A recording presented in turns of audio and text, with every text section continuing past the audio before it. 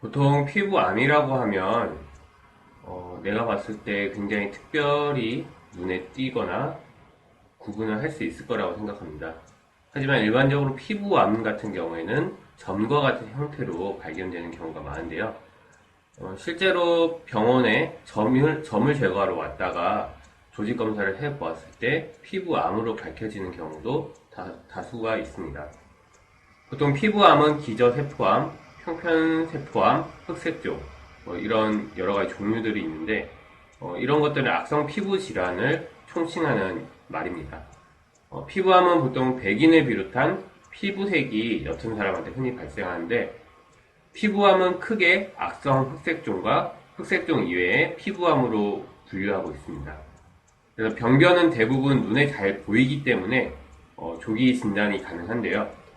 피부암을 조기 진단한다면 이제 대부분 치료는 쉽게 되는 편입니다. 악성 흑색종을 제외한 비흑색종 피부암은 다른 부위의 암에 비해 전이 확률이 낮기 때문에 사망까지 이르는 경우는 잘 없는데요. 피부암의 원인은 질환에 따라 조금씩 차이가 있습니다. 그중 기저세포암은 오랜 기간의 자외선 노출이 주요 원인이기 때문에 특히 자외선 B와 연관이 있고 꾸준히 조금씩 노출하는 것보다 가끔씩 과하게 노출하는 게 더 위험하다고 알려져 있습니다. 또한 하얀 피부, 금발, 그리고 소화기의 주근깨, 그리고 피부암에 가족력이 있는 사람한테 발생 확률이 높다라고 연구 결과가 있습니다. 흑색종의 원인은 아직 확실하지는 않지만 유전적 요인과 자외선 노출이 관여하는 것으로 추정을 하고 있고요. 부모나 자식에게 흑색종이 있는 경우에는 그렇지 않은 경우보다 8배 정도 높은 발생률을 보인다고 합니다. 그리고 20에서 50% 정도의 흑색종은 기존의 점에서 또 발생하는 경우가 많습니다. 특히 태어날 때 있었던 점이나 전형적이지 않은 점에서도 발생 빈도가 높은데요. 피부암의 증상은 질환에 따라서도 차이가 있습니다. 진단 및 검사는 눈으로 보아서 피부암이 의심될 경우에는 확진을 위해서 3mm 정도 되는 펀치를 이용해서 조직 검사를 해야 합니다. 피부암 치료의 목적은 암을 완전히 제거하는 것이기 때문에 많은 경우 이제 외과적 수술이 1차적인 치료 방법으로 사용되고 있습니다.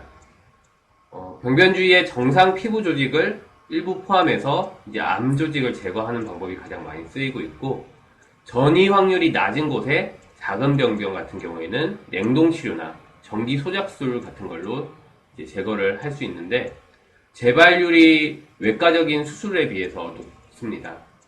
작고 단독적인 병변이라도 입술이라던가 눈썹, 귀, 코같이 미용과 기능에 중요한 부분일 경우에는 방사선 치료가 고려되기도 합니다. 특히 다발병변이거나 림프절을 침범하는 경우, 또 다른 곳으로 전이가 된 경우에는 화학적 요법이나 방사선 치료 등을 하는 것이 좋습니다.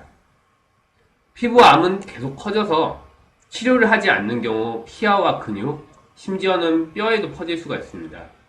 그래서 기저세포암의 전이 확률이 낮지만 평편세포암은 진행된 경우 전이가 발생할 수 있어서 이런 진행된 경우에는 전이에 대한 검사가 꼭 필요하고 수술 후에도 주기적인 검진이 필요합니다.